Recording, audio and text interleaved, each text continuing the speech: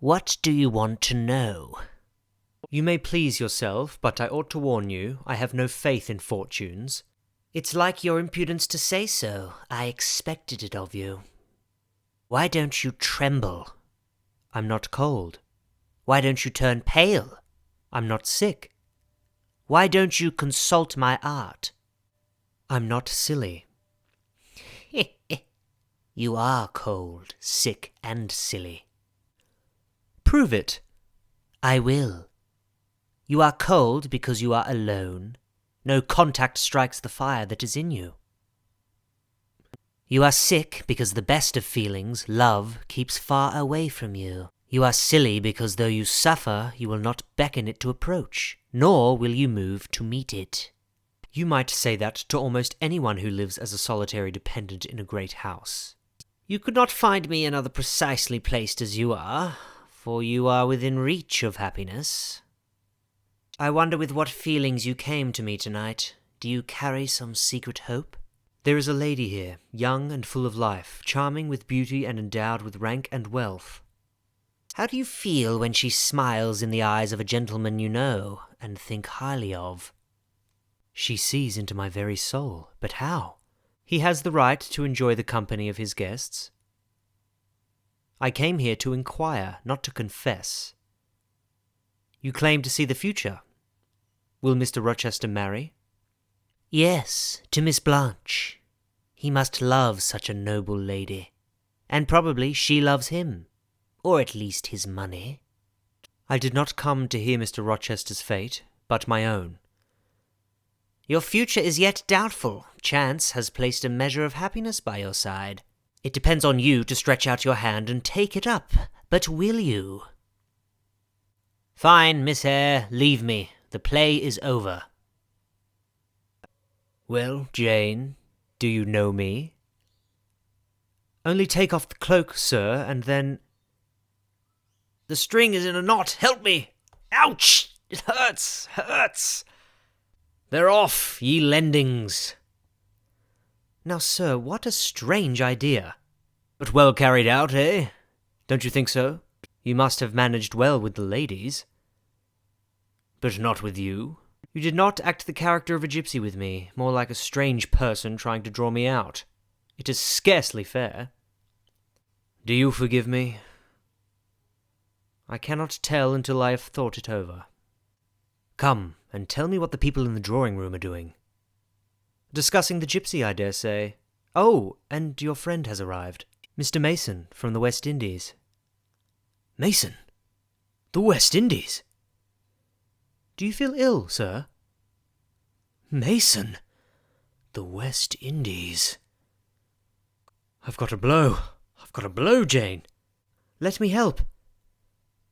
My little friend, I wish I were on a quiet island with only you, and trouble and hideous recollections removed from me. Can I help, sir? I'd give my life to serve you. If help is needed, I will seek it at your hands, I promise you that. Once his spirits recovered, he instructed me to fetch Mr. Mason quietly, show him to the library, and then leave. I did so, and retired to my chambers. At a late hour, I heard Mr. Rochester show Mr. Mason his room. Mr. Rochester spoke cheerfully. The gay tones set my heart at ease. I was grateful to have been of some help, however small. That same night. Ah! That scream! Who was it? Help! Rochester, come! Who can that be, crying out? The screams come from Grace Poole's room, but it doesn't sound like her. Is there a fire? Are there robbers? Where's Mr. Rochester? Why isn't he here? Here. Be composed, all of you. What awful event has taken place? Speak. It's nothing. A servant has had a nightmare, that is all. Go back to your rooms. Until the house is settled, she cannot be looked after. Miss Blanche, I am sure you are superior to idle terrors. Will you lead the way? Certainly. Oh, well, such a fuss for nothing. An hour later, Mr. Rochester tapped on my door, asking me to fetch a sponge and volatile salts. You don't turn sick at the sight of blood? I think I shall not.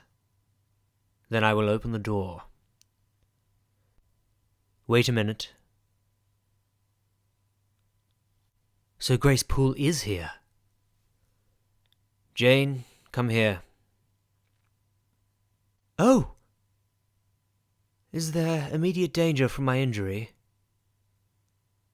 Ha! A mere scratch. Don't be so overcome. I'll fetch a surgeon for you now, myself. Jane, I shall have to leave you with this gentleman for an hour, perhaps 2. You will sponge the blood like so if it returns, and give him water and salts as needed. You will not speak to him for any reason. Yes.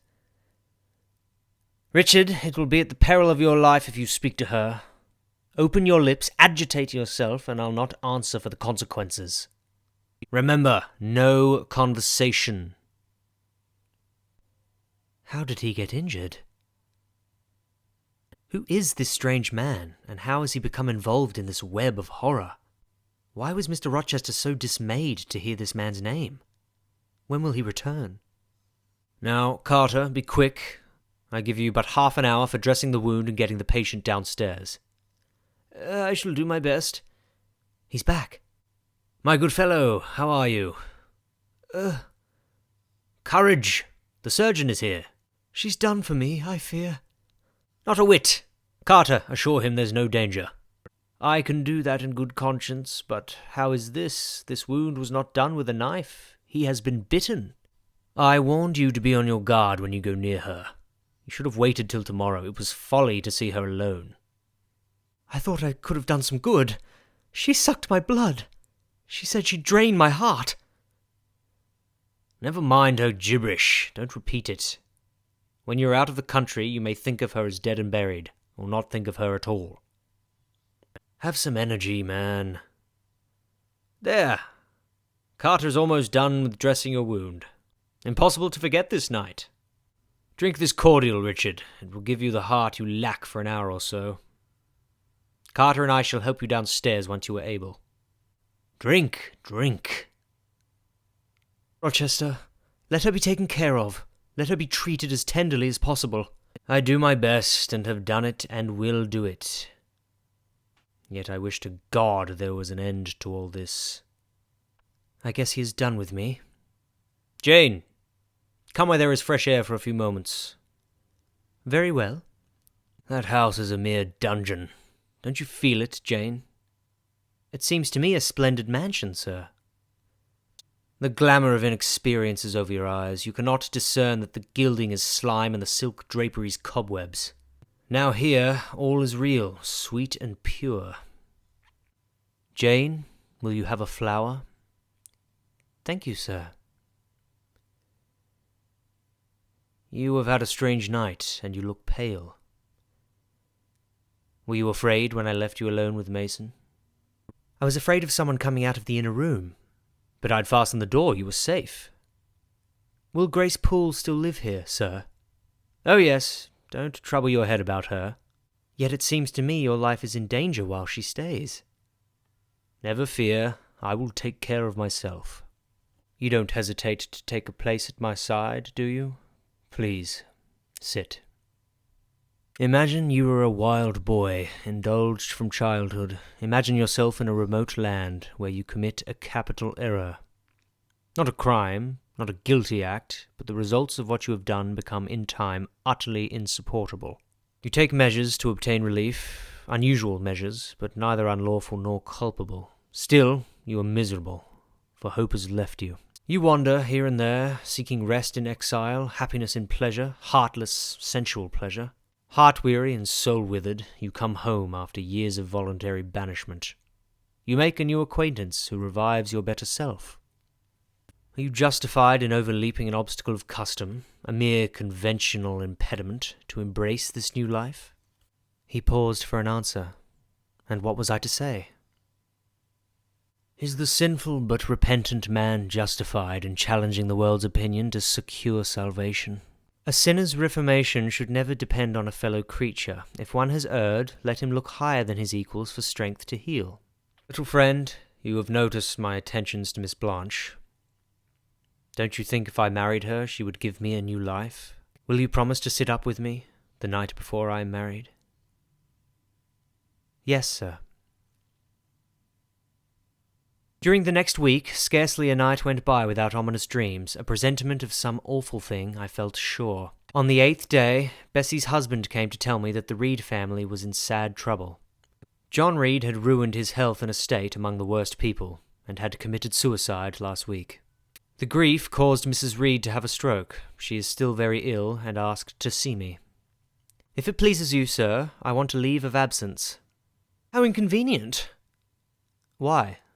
Where will you go? To Gateshead, to visit Mrs. Reed. That is 100 miles off. Who is she to demand you travel such a distance? She is my uncle's widow. The deuce! You always said you had no relations. None that would own me, sir. Mr. Reed is dead, and his wife cast me off.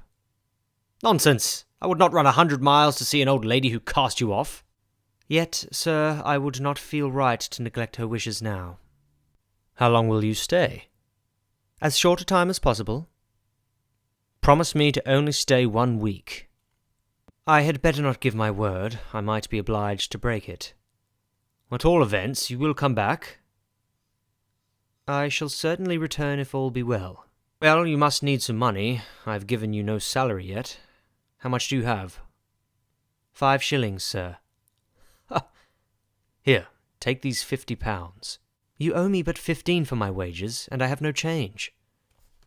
I don't want change, you know that. Take your wages. No, I cannot accept this much. Right. Better not give you all now. You would perhaps stay away 3 months if you have £50. There is 10. Is it not plenty? Yes, sir, but now you owe me 5. Come back for it, then. I may as well mention another matter of business to you while I have the opportunity. I'm curious to hear it. You have as good as informed me, sir, that you are going to be married shortly. Adele ought to go to school when that happens. To get her out of my bride's way, there's sense in your suggestion. And you? I must advertise for a new situation somewhere. At your peril will you seek a new position? I wish I had only offered you a sovereign instead of £10. Give me back £9, Jane. I've a use for it. And so have I, sir. I cannot spare the money on any account. Refusing my request. Give me £5, Jane. No, not even 5 pence. Just let me look at the cash. No, sir, you are not to be trusted. Jane, sir, do not advertise. Trust your quest to me. I'll find you a situation in time. Only if you promise that I and Adele shall be safely out of the house before your bride enters it. Very well. I'll pledge my word on it. Then you and I must bid goodbye for a little while. You go tomorrow? Yes, sir. Early. And how do people perform that ceremony of parting? Teach me. I'm not quite up to it. They say farewell, or any other form they prefer. It seems stingy, if one shook hands, but no, that will not content me either. It is enough. As much goodwill may be conveyed in one heartfelt word as in many. Very likely, but it seems blank and cool. Farewell. How long is he going to stand with his back against that door? Sir, I need to commence my packing. Ah, the dinner bell. Why does he bolt away? It's so strange. I saw him no more during the day, and was off before he had risen in the morning. Returning to Gateshead.